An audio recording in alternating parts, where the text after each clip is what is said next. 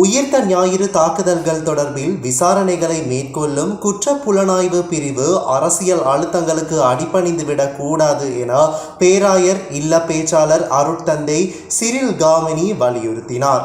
கொழும்பிலுள்ள பேராயர் இல்லத்தில் நேற்று இடம்பெற்ற ஊடகவியலாளர் மாநாட்டில் இதனை தெரிவித்த அவர், CIDගේ කාර්යභාරයක් විමර්ශන කරන්නේ කොහොමද කියන එක දේශපාලකයන් කාර්යභාරයක් නෙමෙයි. දේශපාලකයෝ ඇඟිලි ගහන්න අවශ්‍ය වෙන්නේ නැහැ. ඒ විමර්ශන කරන්න ඉඩ නොදෙනවා කියලා කියන්නේ නැත්නම් ඒවට බලපෑම් ඇති කරනවා කියලා කියන්නේ මේ අපරාධකරුවන් පිළිබඳ තොරතුරු වසන් කරන්න කරන උත්සාහයක් කියන්නේ. ඉමාම් කමිටුවේ අපි දැක්ක හැටියට ඒ වාර්තාවේ තියෙන්නේ පිල්ලයන්ගේ සහ සුරේෂ් සලේගේ කට උත්තර නැත්නම් සාක්ෂි සටහන් විතරයි. ඒකට මූලිකවම අදාළ වෙච්ච අසාද් මෞලානාගේ කිසිම සාක්ෂි විමසීමක් කට උත්තර ගැනීමක් ඔහුගේ පැත්තෙන් ප්‍රශ්න කිරීමක් සිද්ධ වෙලාම නැහැ. හරිනම් ඉමාම් කමිටුව කරන්න තිබුණේ ඉස්සෙල්ලම අසාද් මෞලානාගෙන් මේ ගැන විමසන එක. ඒක කරන්නේ නැතුව වෙනත් පුද්ගලයන්ගෙන් විතරක් කට උත්තර සටහන් කරලා තීරණ ගන්න බෑනේ. ඒ නිසා අපි මේ වාර්තාව පිළිගන්නේ නැහැ. මේ ඉස්සෙල්ලත් අපි කියලා තියෙනවා. ඒක පිළිගන්නේ නැහැ. மிலேச்சத்தனமான உயிர்த்த ஞாயிறு தாக்குதல்கள் தொடர்பில் விசாரணைகளை முன்னெடுத்த குற்றப்புலனாய்வு பிரிவின் அப்போதைய பணிப்பாளர் ஷானி அபேசேகர கைது செய்யப்பட்டு சிறையில் அடைக்கப்பட்டதோடு அவரை போன்ற பல விசாரணை அதிகாரிகள் அரசியல் பழிவாங்கல்களுக்கு உட்படுத்தப்பட்டனர். இதனால் அந்த விசாரணைகளுக்கு பாரிய தடைகளும் இடையூறுகளும் ஏற்படுத்தப்பட்டன. அதன் பின்னர் அந்த விசாரணைகள் தொடர்ந்து முன்னெடுக்கப்படவும் இல்லை. எனினும் அண்மையில் குற்றப்புலனாய்வு பிரிவு மீண்டும் அந்த விசாரணைகளை ஆரம்பித்துள்ளது.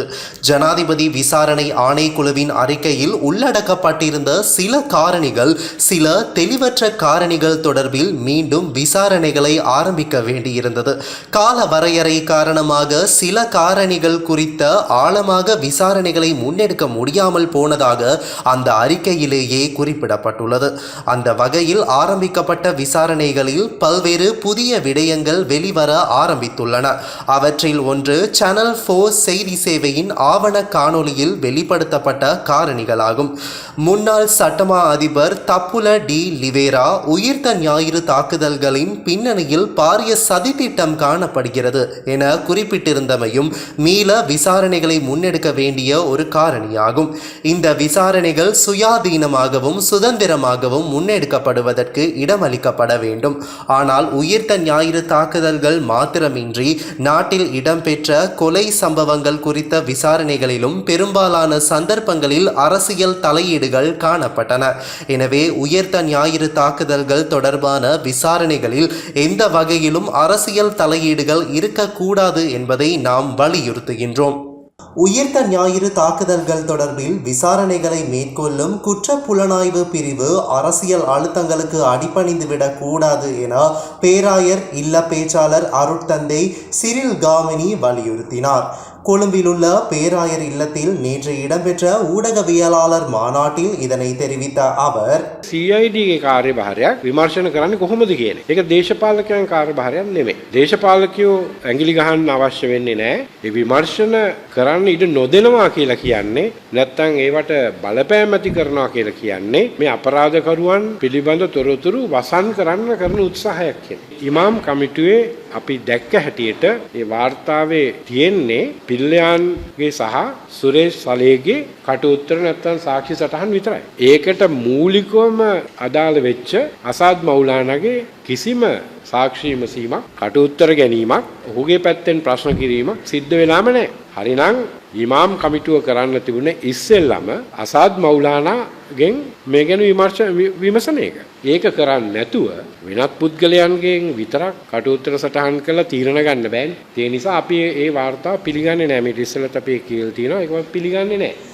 மிலேச்சத்தனமான உயிர்த்த ஞாயிறு தாக்குதல்கள் தொடர்பில் விசாரணைகளை முன்னெடுத்த குற்றப்புலனாய்வு பிரிவின் அப்போதைய பணிப்பாளர் ஷானி அபேசேகர கைது செய்யப்பட்டு சிறையில் அடைக்கப்பட்டதோடு அவரை போன்ற பல விசாரணை அதிகாரிகள் அரசியல் பழிவாங்கல்களுக்கு உட்படுத்தப்பட்டனர்.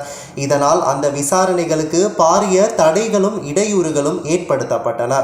அதன் பின்னர் அந்த விசாரணைகள் தொடர்ந்து முன்னெடுக்கப்படவும் இல்லை. எனினும் அண்மையில் குற்றப்புலனாய்வு பிரிவு மீண்டும் அந்த விசாரணைகளை ஆரம்பித்துள்ளது. ஜனாதிபதி விசாரணை ஆணைக்குழுவின் அறிக்கையில் உள்ளடக்கப்பட்டிருந்த சில காரணிகள், சில தெளிவற்ற காரணிகள் தொடர்பில் மீண்டும் விசாரணைகளை ஆரம்பிக்க வேண்டியிருந்தது. கால வரையறை காரணமாக சில காரணிகள் குறித்த ஆழமாக விசாரணைகளை முன்னெடுக்க முடியாமல் போனதாக அந்த அறிக்கையிலேயே குறிப்பிடப்பட்டுள்ளது. அந்த வகையில் ஆரம்பிக்கப்பட்ட விசாரணைகளில் பல்வேறு புதிய விடயங்கள் வெளிவர ஆரம்பித்துள்ளன. அவற்றில் ஒன்று சேனல் 4 செய்தி சேவையின் ஆவண காணொளியில் வெளிப்படுத்தப்பட்ட காரணிகளாகும். முன்னாள் சட்டமா அதிபர் தப்புல டி லிவேரா உயிர்த்த ஞாயிறு தாக்குதல்களின் பின்னணியில் பாரிய சதித்திட்டம் காணப்படுகிறது என குறிப்பிட்டிருந்தமையும் மீள விசாரணைகளை முன்னெடுக்க வேண்டிய ஒரு காரணியாகும். இந்த விசாரணைகள் சுயாதீனமாகவும் சுதந்திரமாகவும் முன்னெடுக்கப்படுவதற்கு இடமளிக்கப்பட வேண்டும். ஆனால் உயிர்த்த ஞாயிறு தாக்குதல்கள் மாத்திரமின்றி நாட்டில் இடம்பெற்ற கொலை சம்பவங்கள் குறித்த விசாரணைகளிலும் பெரும்பாலான சந்தர்ப்பங்களில் அரசியல் தலையீடுகள் காணப்பட்டன. எனவே உயிர்த்த ஞாயிறு தாக்குதல்கள் தொடர்பான விசாரணைகளில் எந்த வகையிலும் அரசியல் தலையீடுகள் இருக்கக்கூடாது என்பதை நாம் வலியுறுத்துகின்றோம்.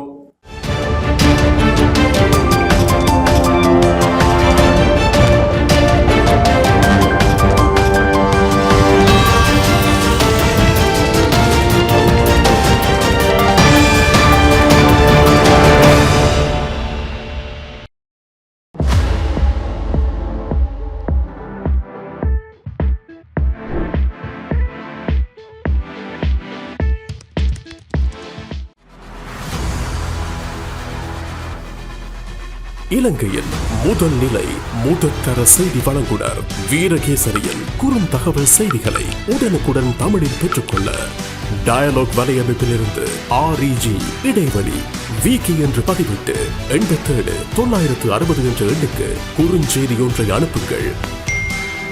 வீரகேசரி செய்தியுடன் இணைந்திருங்கள்.